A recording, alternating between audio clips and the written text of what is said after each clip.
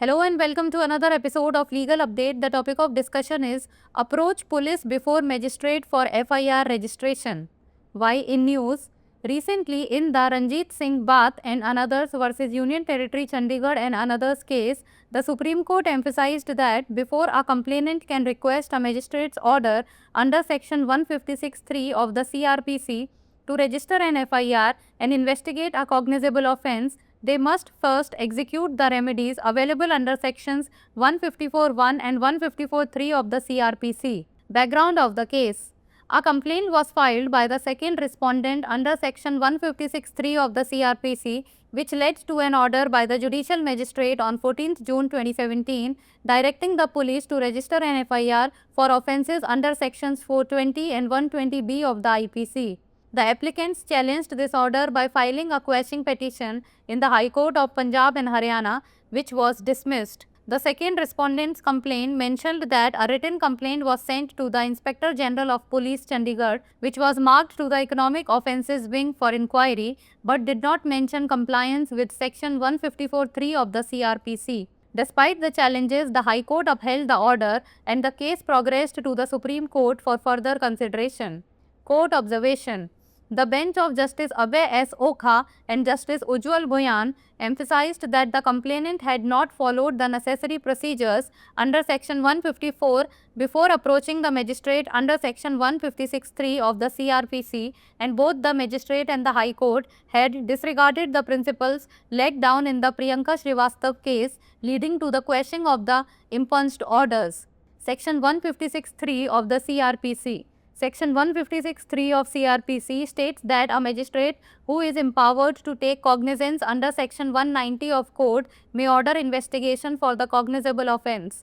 An application under Section 156(3) of CRPC discloses the cognizable offence, then it is the duty of the concerned magistrate to direct registration of the FIR, which is to be investigated by the investigation agency in accordance with law. If the information received does not disclose the commission of cognizable offence apparently, but indicates necessary for inquiry, the preliminary inquiry may be conducted in order to ascertain whether the cognizable offence is disclosed or not.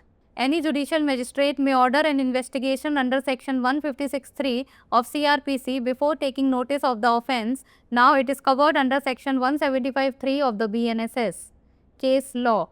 Priyanka Srivastav and Anothers versus State of Uttar Pradesh and Anothers 2015.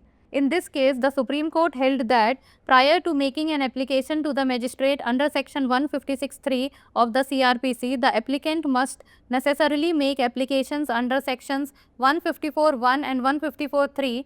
It was further observed by the court that applications made under Section 156(3) of the CRPC must necessarily be supported by an affidavit sworn by the applicant. Now it's time for the practice question. Under Section 156(3) of the CRPC, if the application discloses a cognizable offence, what is the duty of the magistrate?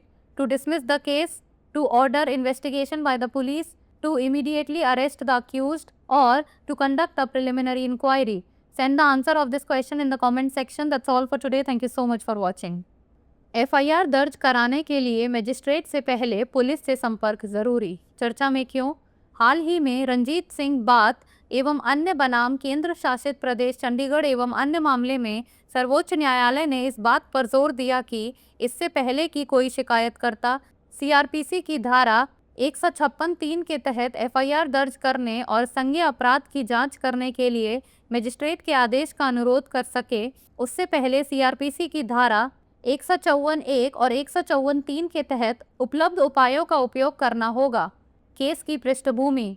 दूसरे प्रतिवादी द्वारा CRPC की धारा 156(3) के तहत शिकायत दर्ज की गई, जिसके कारण 14 जून 2017 को न्यायिक मजिस्ट्रेट ने एक आदेश दिया जिसमें पुलिस को IPC की धारा 420 और 120B के तहत अपराधों के लिए FIR दर्ज करने का निर्देश दिया गया।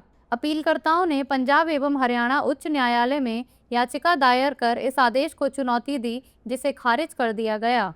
दूसरे प्रतिवादी की शिकायत में उल्लेख किया गया है कि पुलिस महानिरीक्षक चंडीगढ़ को एक लिखित शिकायत भेजी गई थी, जिसे जांच के लिए आर्थिक अपराध शाखा को चिन्हित किया गया था, लेकिन इसमें CRPC की धारा 154(3) के अनुपालन का उल्लेख नहीं किया गया था। चुनौतियों के बावजूद उच्च न्यायालय ने आदेश को बरकरार रखा और मामला आगे के विचार के लिए सर्वोच्च न्यायालय में भेज दिया गया। न्यायालय का अवलोकन।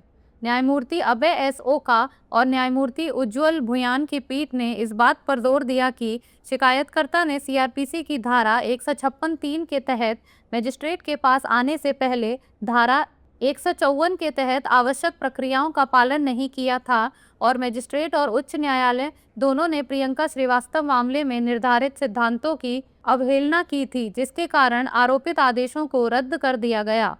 सीआरपीसी की धारा 156(3)। सीआरपीसी की धारा 156(3) में कहा गया है कि एक मजिस्ट्रेट जिसे संहिता की धारा 190 के तहत संज्ञान लेने का अधिकार है, वह संज्ञेय अपराध के लिए जांच का आदेश दे सकता है। सीआरपीसी की धारा 156(3) के तहत आवेदन में संज्ञेय अपराध का खुलासा होता है तो संबंधित मजिस्ट्रेट का यह कर्तव्य है कि वह एफआईआर दर्ज करने का निर्देश दे, जिसकी जांच कानून के अनुसार जांच एजेंसी द्वारा की जानी चाहिए। यदि प्राप्त सूचना में स्पष्टतः संज्ञेय अपराध का खुलासा नहीं होता है किंतु जांच की आवश्यकता का संकेत मिलता है, तो यह पता लगाने के लिए प्रारंभिक जांच की जा सकती है कि संज्ञेय अपराध का खुलासा हुआ है या नहीं। कोई भी न्यायिक मजिस्ट्रेट अपराध का संज्ञान लेने से पहले सीआरपीसी की धारा 156(3) के तहत जांच का आदेश दे सकता है। अब वह बीएनएसएस की धारा 175(3) के तहत आता है।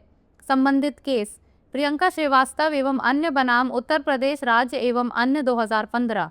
इस मामले में सर्वोच्च न्यायालय ने माना कि सीआरपीसी की धारा 156(3) के तहत मजिस्ट्रेट को आवेदन करने से पहले आवेदक को अनिवार्य रूप से धारा 154(1) और 154(3) के तहत आवेदन करना होगा। न्यायालय ने आगे कहा कि सीआरपीसी की धारा 156(3) के तहत किए गए आवेदन को आवेदक द्वारा शपथ पत्र द्वारा समर्थित किया जाना आवश्यक है। अब बारी है अभ्यास प्रश्न की। सीआरपीसी की धारा 156(3) के तहत यदि आवेदन में संज्ञेय अपराध का खुलासा होता है तो मजिस्ट्रेट का क्या कर्तव्य है?